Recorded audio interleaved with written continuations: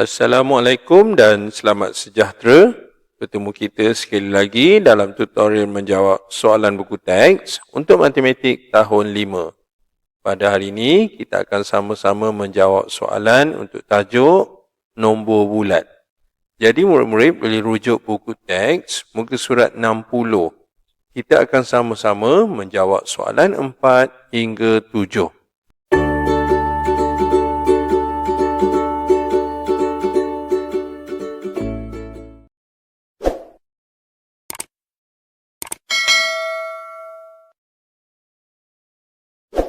Soalan 4, nyatakan nombor perdana daripada kad nombor di bawah. Jadi kata kunci di sini ialah kita perlu kenal pasti nombor perdana daripada kad nombor yang berada di bawah. Okey, untuk menjawab soalan ini, kita nak tentukan mana satu nombor perdana. Terlebih dahulu kita perlu tahu ciri-ciri nombor perdana. Jadi, ciri-ciri nombor perdana ni, kita tulis ciri nombor perdana, dia ada dua perkara penting, iaitu pertama, boleh dibahagi dengan 1. Okey. Jadi kalau boleh nombor bagi dengan 1, itu nombor perdana. Selain itu, dia juga boleh dibahagi dengan diri sendiri. Okey, maksud diri sendiri itu maksudnya nombor itu sendiri. Okey, jadi itu sahaja ciri-ciri nombor perdana. Jadi selain daripada itu, okey, itu kita katakan bukan nombor perdana. Jadi, apakah maklumat tambahan untuk kita lebih faham? Okey, jadi cikgu tulis sini maklumat tambahan, iaitu kalau kita nak tahu nombor perdana ni ialah kejap mana? Hashtag. Okey, jadi maklumat tambahan dia sebenarnya bukan nombor genap kecuali 2. Okey, semua nombor genap itu bukan nombor perdana. Okey, jadi dia bukan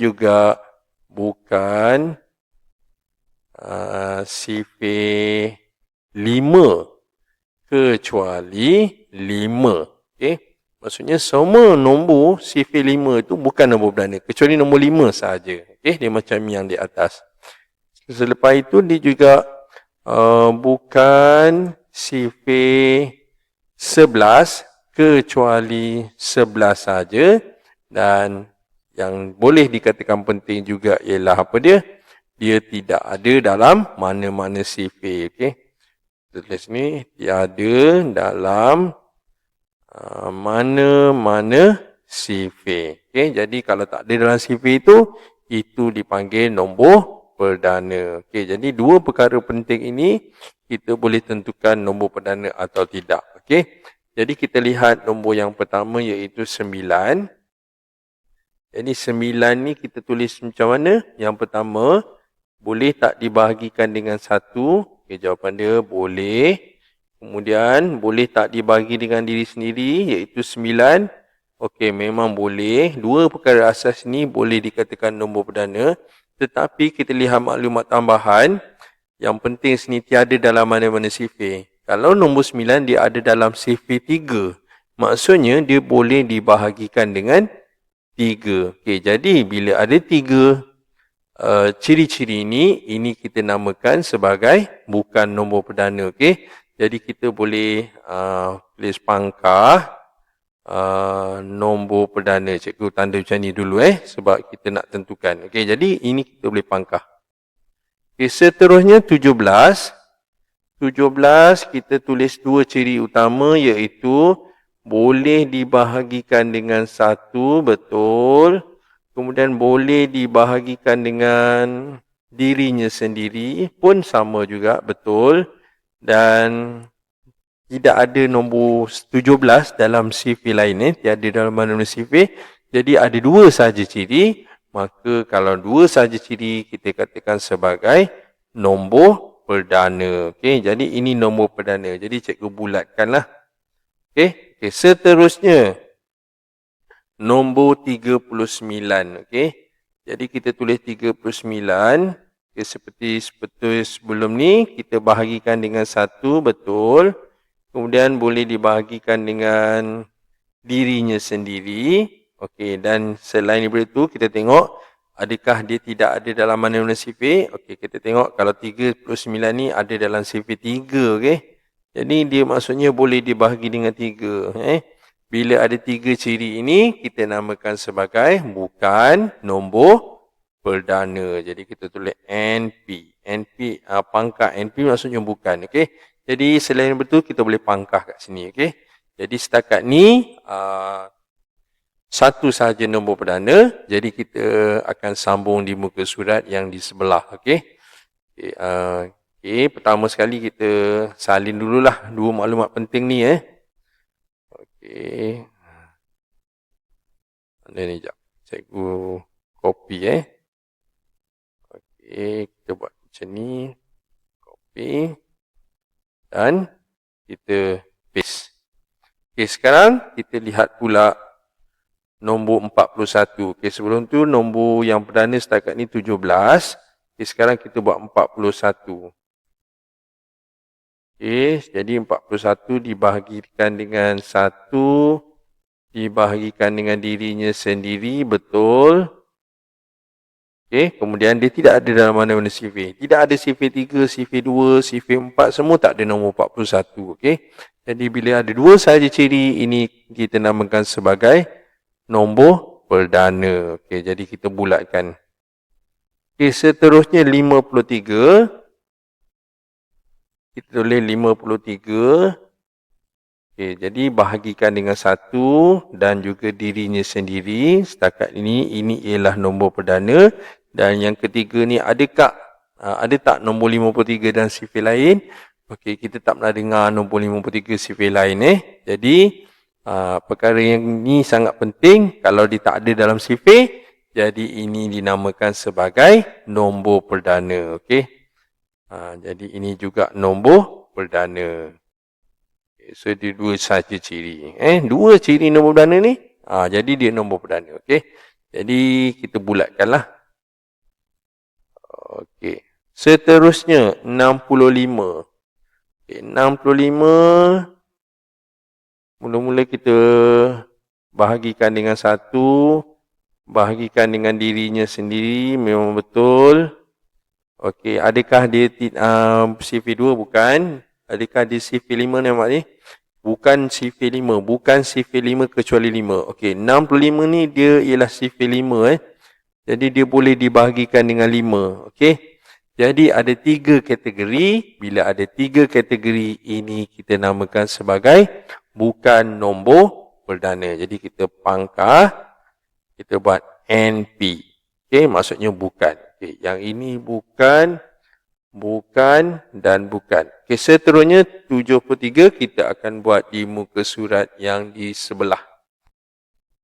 Okay, sekarang nombornya ialah 73. Jadi kita tulis dulu 73. Okay, seperti biasa dibahagikan dengan 1 dan juga bahagikan dengan dirinya sendiri. Okay, setakat ini dinamakan nombor perdana 73.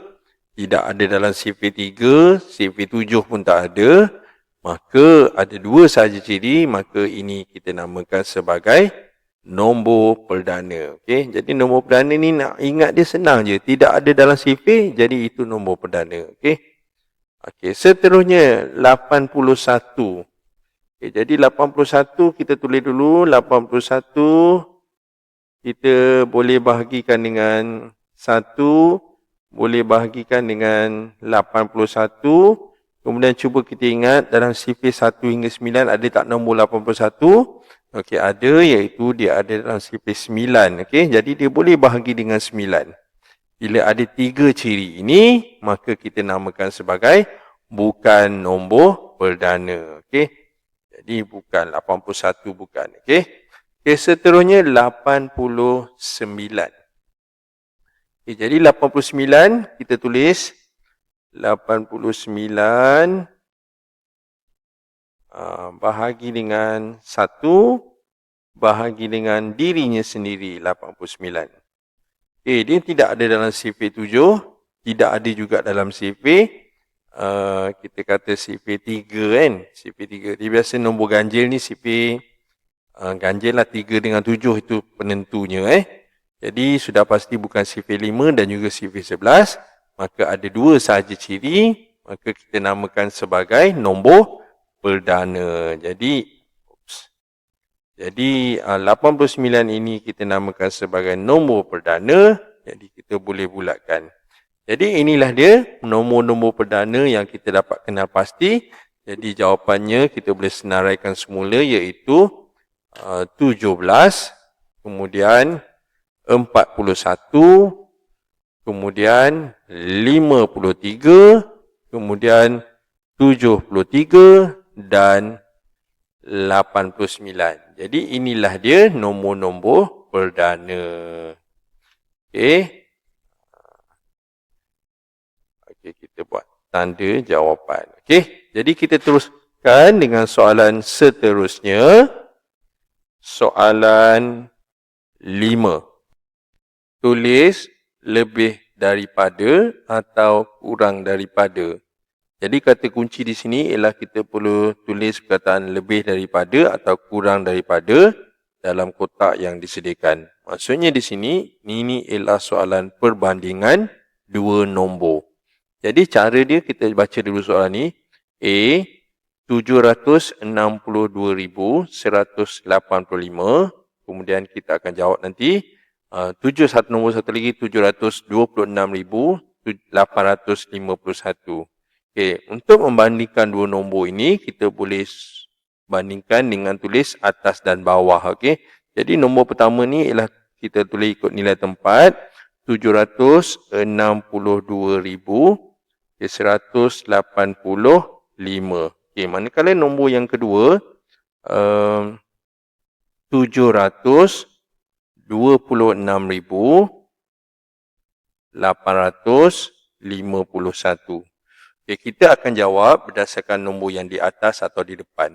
Okay, jadi kita bandingkan mengikut nilai tempat. Kita lihat sini 7 dan 7, maksudnya 700,000, 700,000 nilai digitnya sama. Kemudian digit kedua di sini sudah berbeza, iaitu 6 ini ialah 60,000, manakala 2 ini ialah nilai digitnya 20,000. Jadi, bila 6 ni sudah pasti 60,000 ni lebih besar daripada 20,000. Maka nombor yang dalam kotak ini kita boleh tulis sebagai, kita tulis lebih daripada. Okay, itu sahaja cara menjawabnya. So, lebih daripada. Okay, itu sahaja cara menjawabnya. Kita cuma banding beza sahaja mengikut nilai digit pada nilai tempat tertentu lah. Okey, seterusnya soalan B. 492,073. Satu lagi, 492,703. Okay, jadi seperti cara A tadi, kita buat banding beza mengikut nilai tempat. Jadi tulis 492,000, kemudian 73. Okay, nombor satu lagi ialah, okay, sama juga, 492,000, kemudian 703. Okay, jadi cara dia kita banding beza, lihat mana yang berbeza saja. Okay, kita lihat nilai tempat yang paling besar iaitu 100,000, 400 sama, 90,000 pun sama, 2,000 pun sama. Tetapi di rumah ataupun nilai tempat puluh, ini ialah 400, manakala yang di bawah ini ialah 700. Jadi 700 ini lebih besar. Kemudian kita akan baca mengikut nombor yang di depan. Jadi kita akan cakap nombor yang di atas ni ialah kurang daripada. Okey. Jadi kita boleh tulis 490,073 kurang daripada. Kurang daripada nombor yang kedua iaitu 492,703. Jadi itulah dia cara-cara menjawab soalan B. Soalan seterusnya, soalan C. Okay, kita baca soalan. Nombornya 108,000. So, tulis 108,648. Nombor yang pertama. Kemudian nombor yang kedua ialah 180,000. 486. Jadi untuk membanding beza ni kita mengikut nilai tempat yang di besar dahulu, di depan dahulu. Okey. Jadi cara dia kita tengok 100,000 sama, kemudian 10,000 ini ialah sifar 10,000 dan yang kedua ini ialah 80,000.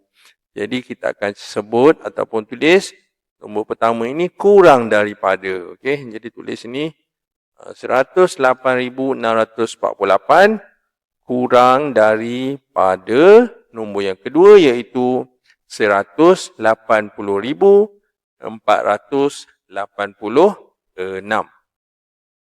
Soalan seterusnya, soalan D. 987,000, kita boleh tulis 987,001.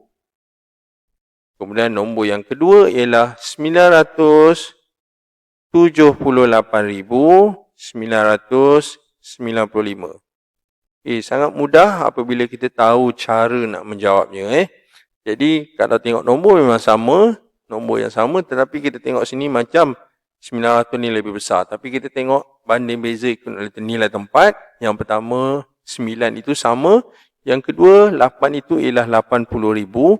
Yang manakala yang di bawah itu ialah 70,000. Jadi sudah pasti nombor di depan itu lebih besar. 8 lebih besar daripada 7. Ini bermakna nombor yang jawapan yang kita akan tulis 987 lebih daripada. So tulis lebih daripada.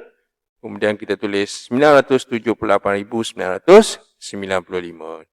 Jadi itulah dia cara-cara menjawab soalan 5A hingga D. Jadi kita teruskan dengan soalan seterusnya, soalan 6. Susun nombor dalam tertib menaik dan tertib menurun. Jadi kata kunci di sini ialah kita perlu menjawab ataupun menyusun nombor dua tertib. Yang pertama tertib menaik, yang kedua tertib menurun. Jadi cara dia macam mana? Kita salin dulu nombor seperti soalan yang ni tadi. Nanti kita akan banding beza siapa yang paling besar dan seterusnya yang paling kecil. Okey, kita lihat nombor yang pertama 309,000. Jadi tulis 309,120. Itu nombor pertama. Nombor kedua 309,000. 309,000 juga, tetapi dia 50. Nombor yang ketiga 309,000 juga, 415. Manakala nombor yang terakhir 309,000, kemudian 827. Jadi kita akan jawab dulu mengikut tertib menaik. Menaik itu maksudnya nombor daripada paling kecil kepada yang paling besar. Kita lihat banding nilai tempat, 3 semua sama, sifar sama, 9 sama. Kemudian ada rumah ratus itu ialah sifar ratus. Jadi inilah nombor yang pertama ataupun yang paling kecil. Selepas sifar sudah pasti 1, jadi nombor yang kedua di atas. Nombor yang ketiga di kedudukan ketiga dan yang terakhir. Jadi inilah dia tertib menaik. Maka kita akan salin semula nombor ini. Okey. Jadi kita tulis nombor yang pertama. Tulis dulu tertib. Tertib menaik. Jadi kita tulis yang pertama 3 sifar 9 sifar 5 sifar.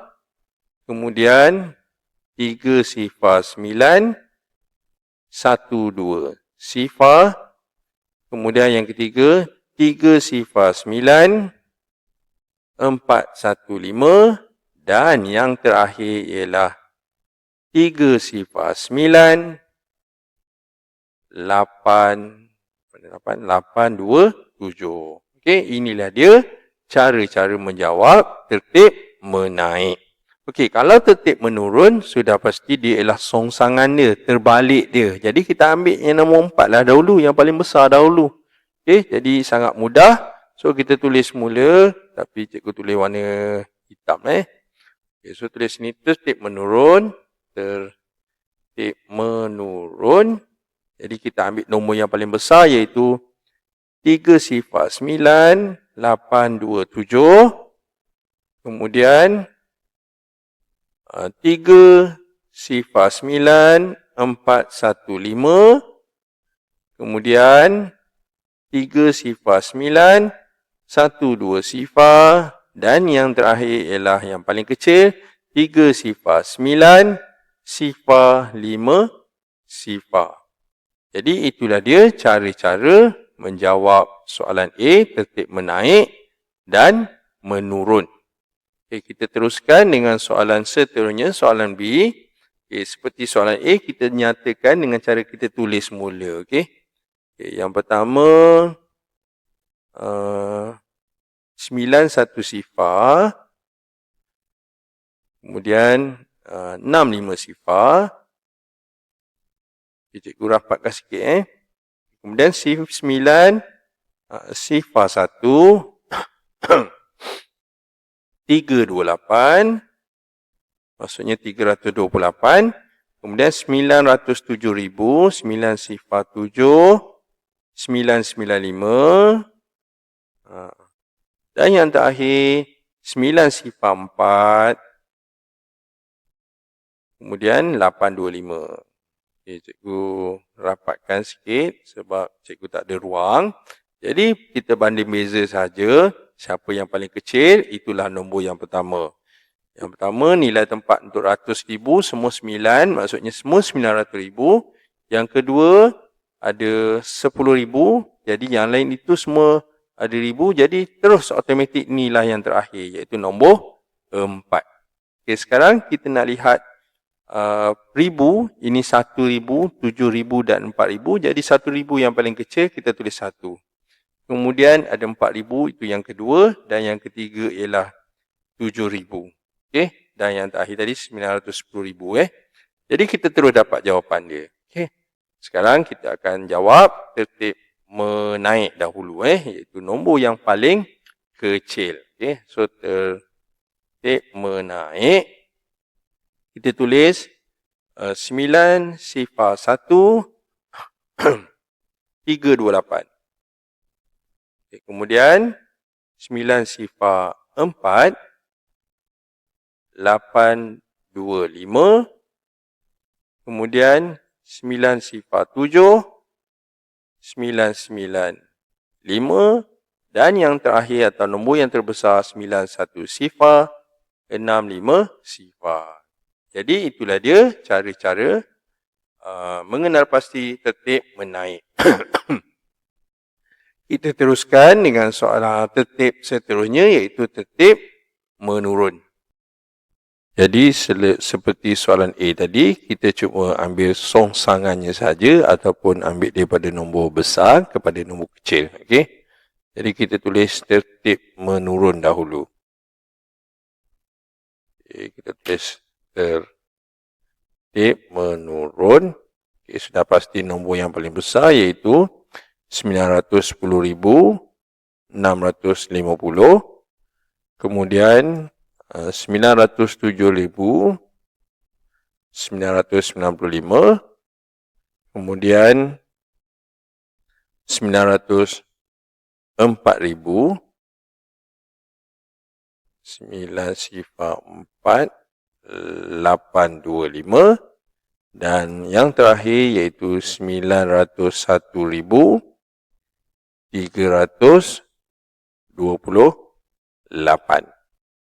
Okay, jadi itulah dia cara-cara menjawab soalan menyusun nombor tertib menaik dan menurun. Kita teruskan dengan soalan seterusnya. Lengkapkan nilai yang mungkin bagi rangkaian nombor di bawah. Jadi kata kunci di sini ialah kita perlu lengkapkan kotak ni nilai yang mungkin bagi rangkaian nombor di bawah. Okey, sebelum tu kita perlu tahu dahulu adakah ini dikatakan pola nombor, maksudnya setiap lompatan nombor itu mempunyai jarak yang sama. Okey, kita lihat sini yang pertama sekali cara dia kita akan tolak. Okey, kita akan tolakkan nombor di hujung dengan nombor di belakang ni. Okey, sebagai contoh 620,000 tulis ni 620,000. Kemudian 210. Ini agakkan cikgu, ramalan cikgu saja. So, kita cuba tolak 6, 2, sifar, 2, sifar 1. Jadi, beza di situ ialah kita lihat ada berapa, kita tolakkan. Okay, so, kita tolak. Kita dapat sifar tolak 1 tak boleh, pinjam jadi 10. Ini jadi sifar. Jadi 10 tolak 1 kita dapat 5. Okey. Kemudian ini sifar, sifar, sifar, sifar, sifar. Bukan 5, 9 sorry. Okey, sekejap. Okey. Okey, ini bermakna nombor di dalam sini jaraknya ialah antara nombor yang ini kita tulis ini pertama, kedua, ketiga, keempat dan kelima. Okey. Jadi nombor ketiga hingga kelima jarak ni ialah 9 nombor. 9 nombor satu persatu. Contohnya 201, 202, 203. Jadi sangat banyak kat situ. Cuba kita semak pula beza antara nombor ketiga dengan satu. Beza dia 9 juga ke macam mana? So kita cuba tolak 620,000. Kita nak lihat polanya, adakah sama atau tak sama. Kalau tak sama, kita boleh letak nilai apa-apa sahaja. Okay? Jadi kita tolak 62 sifar 198. Okay.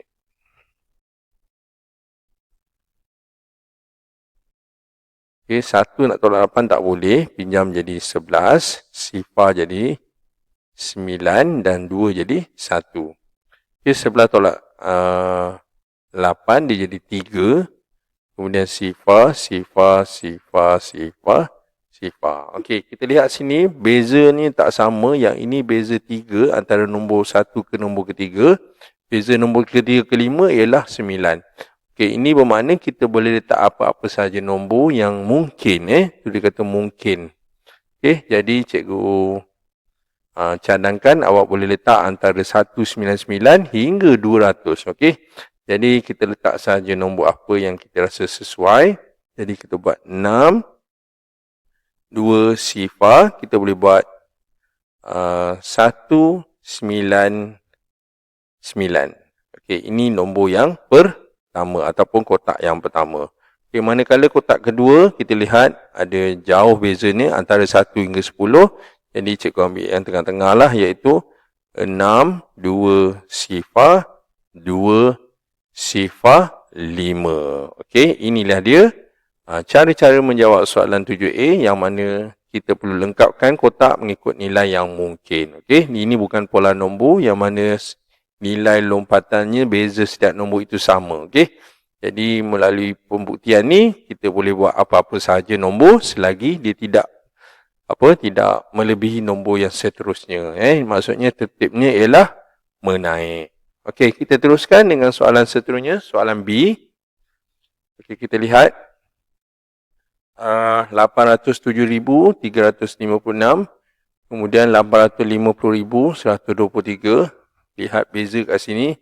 Ini ialah 807,000, ini ialah 850,000. Kita tulis. Okay, 807,356. Okey, kemudian nombor yang kedua 850,123.